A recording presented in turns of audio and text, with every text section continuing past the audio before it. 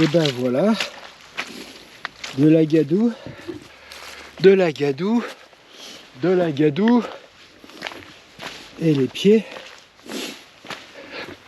tout crado. Et ben tout crado exprès pour vous faire une petite vidéo matos sur comment on garde des chaussures propres. Allez, générique.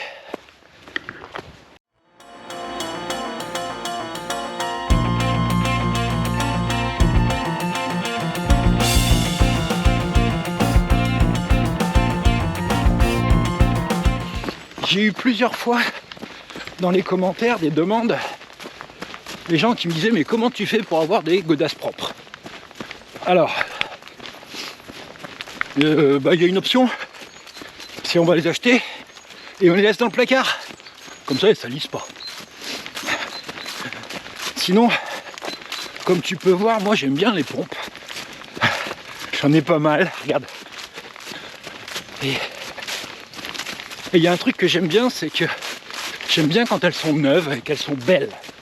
Alors, là je suis en course, je cherche les balises, on va pas se planter, hein. Donc j'aime bien quand elles sont propres et qu'elles sont belles, quand elles sont neuves. Et ben, si on veut garder l'aspect neuf et mettre des chaussures propres quand on va courir, eh ben, quand on s'en est servi, faut les nettoyer. Alors là je te montre ce que moi je fais. Voilà. Donc là c'est gadouillou, gadouillou, gadouillou. Donc ben voilà, on est arrivé. Tiens, regarde en bas là. Qu'est-ce qu'elles ont? Elles sont toutes crottées. Bon alors première chose qu'on fait, hop, on les enlève, on va pas les garder sur soi. Ah, j'ai du départ de crampes. On les enlève et on commence par tout ça. On va le laisser ici, hein, c'est pas la peine de le ramener à la maison.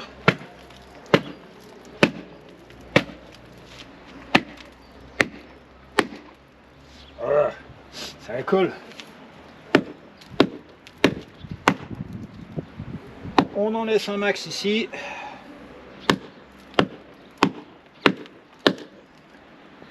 Voilà, et puis ça, pour pas pourrir le sac et les affaires, on est organisé. On a pris un sac poubelle et on met les trucs tout pourris dans le sac poubelle. Comme ça va pas tout salir. Allez, on se retrouve à la suite. On est à la maison, on est dans la douche. Alors normalement je le fais avec moi, mais bon, on va pas faire ça, hein, on va laisser ça à Véronique et Davina. Les chaussures sont là. On les sort.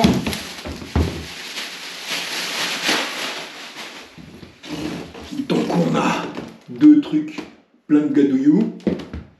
Première chose, on enlève les semelles qu'il y a dedans.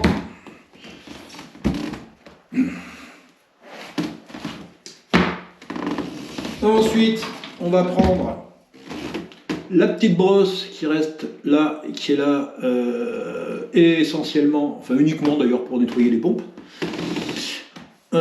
Trouver Jiffy, je crois, 3 €, une connerie dans ce genre là, donc il y a ça.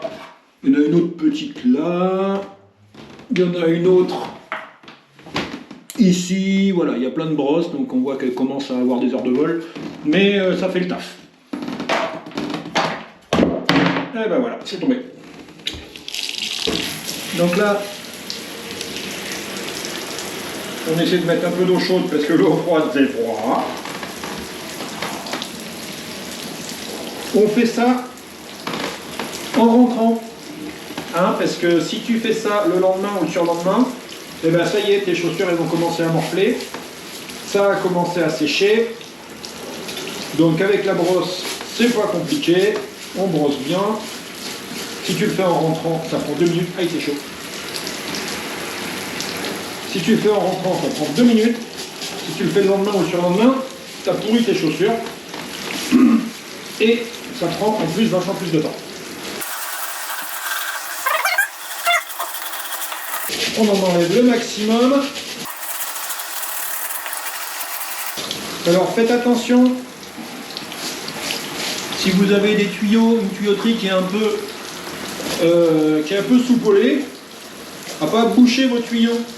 Donc pour ça il existe des petits trucs pareils, Farfouille, Jiffy, qu'on met sur la bonde et qui permettent de récupérer toutes les cochonneries, entre autres la terre, les petits graviers, le sable, les choses comme ça.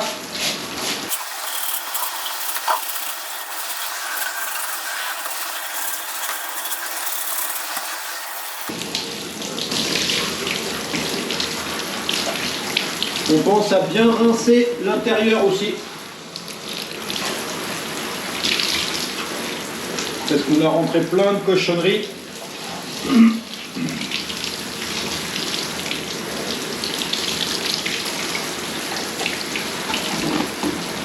Là, on a une chaussure, alors on a des manches trempées, bien sûr, mais on a surtout une chaussure. Là, on a surtout une chaussure propre, nickel. On l'égoutte un peu, parce que sinon ça va couler partout. On la laisse s'égoutter.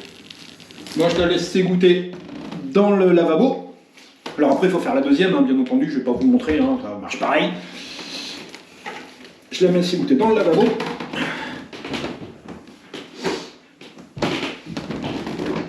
Je vais laver, pareil, au shampoing ou au gel douche. Je lave les semelles. Hein.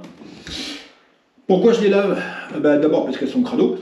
Et puis, pour éviter que dedans on se retrouve avec toutes sortes de cochonneries qui peuvent se mettre dedans, développement de bactéries et entre autres développement de champignons qui vous filent des mycoses. Et c'est crado, c'est dégueulasse. Une fois qu'on en a chopé, on met des mois, voire des années à arriver à s'en débarrasser.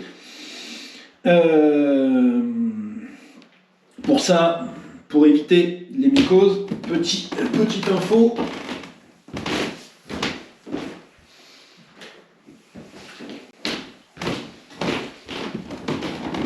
Donc pour éviter les mycoses, petite info, moi je mets ça, c'est un petit truc spécial qu'on met dans les chaussures et sur les semelles. Donc je m'en mets de temps en temps, je fais toutes mes pompes, parce que si on transpire beaucoup, c'est du nid à champignons. Donc de temps en temps, un petit coup de ça fait pas de mal.